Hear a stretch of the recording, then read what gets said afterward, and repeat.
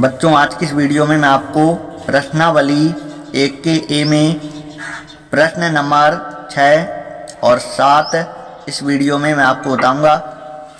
तो बच्चों 6वां प्रश्न है हमारा, इनको हमें संक्षिप्त में लिखना है। तो देखिए बच्चों, एक इसमें 3 बार है तो 1 बार लिखा जाएगा, क्योंकि समुच्चय में जो ये अवयव होते हैं इनको मंझले ब्रैकेट में लिखते हैं और किसी भी नंबर की रिपीटिंग नहीं करते हैं। अगर 1 बार लिख देंगे तो उसे दोबारा नहीं लिखेंगे। एक, इसके बाद बच्चों 2 लिखेंगे। इसके बाद बच्चों 3 लिखेंगे।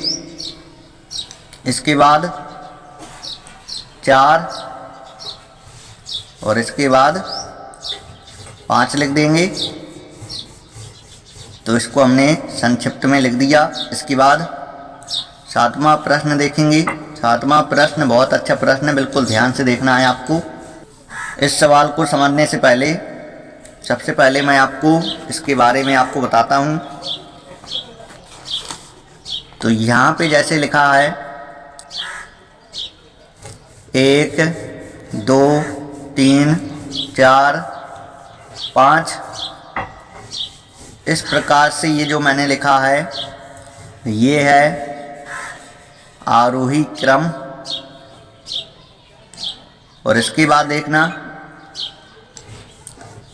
जैसे मैंने सभी में माइनस का चिन्ह लगा दिया, तो बताइए ये हमारा आरोही क्रम है? जी नहीं, ये हमारा आरोही क्रम नहीं है। तो देखिए आरोही क्रम क्या होगा इसका, माइनस की बड़ी संख्या सबसे छोटी होती है, इससे बड़ी ये वाली संख्या होगी और इससे बड़ी ये वाली संख्या, और इससे बड़ी माइनस का 2 होगा और सबसे बड़ा होगा माइनस का 1। इसके बाद देखना, जैसे यहाँ पे 1.2 3.5 3.8 3.9, तो ये हमारा आरोही क्रम में लिखा है। सभी में जैसे माइनस का चिन्ह लगा दिया तो फिर क्या हो जाएगा, इसका उल्टा क्रम, इसका ये जो उल्टा क्रम है ये हमारा आरोही क्रम हो जाएगा। उल्टा क्रम बच्चों क्या हो जाएगा, आरोही क्रम।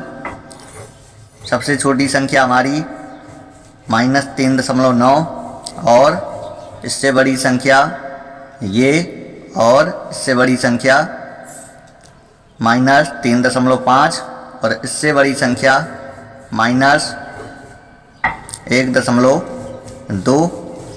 तो इसमें देखिए जो जो संख्याएं माइनस की हैं सबसे पहले उनको आपको लिख लेना है। -3.5 कॉमा -4.8 -3 कॉमा -4 कॉमा -2.8। तो इसमें 1 2 3 4 और 5 संख्याएं माइनस में हैं। सबसे पहले इनका जो है माइनस का चिन्ह आपको हटा देना है। 3.5 4.8 3 4 2.8। अब इसको लिखना है आपको आरोही क्रम में लिखना है, आरोही क्रम। तो आरोही क्रम में, तो इसमें बताइए सबसे छोटी संख्या 2.8, इससे बड़ी संख्या 3 और इससे बड़ी संख्या 3.5 और इससे बड़ी संख्या 4 और इससे बड़ी 4.8। अब जैसे मैंने सभी में माइनस का चिन्ह लगा दिया तो आरोही क्रम में जब लिखेंगे तो ये लिखा जाएगा 4.8, इसे पहले लिखेंगे। इसके बाद इससे बड़ी संख्या -4 और इससे बड़ी संख्या -3.5 और इससे बड़ी संख्या -3 और इससे बड़ी संख्या -2.8। तो आपको इतना समझ में आया होगा। तो देखिए, सबसे पहले इन संख्याओं को आरोही क्रम में व्यवस्थित कर लेना है आपको, तभी आपको ये सवाल अच्छे समझ में आएगा। तो देखिए, आरोही क्रम में पहले हम इसको लिखेंगे 4.8। माइनस वाली संख्याओं में आरोही क्रम में लिखने में दिक्कत हो जाती है, इसलिए मैंने आपको इस प्रकार से बताया ताकि आपको समझ में आ जाए। अगर आपको हमारी ये ट्रिक पसंद आई हो तो आप वीडियो को लाइक ज़रूर कीजिएगा। -4 -3.5 -3 -2.8 और अब इसके बाद इससे बड़ी संख्या, अब प्लस की संख्याएं माइनस की संख्याओं से बड़ी होती हैं।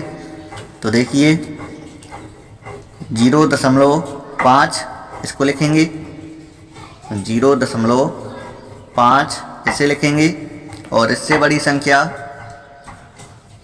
1.7 है और इससे बड़ी संख्या 3.5 और इससे बड़ी संख्या 4.8।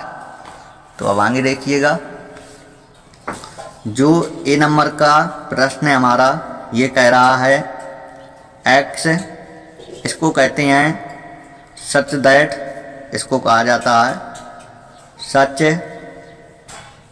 दैट कहते हैं। सच दैट यानी इसका मतलब ऐसा है कि ये x हमारा ऐसा है कि x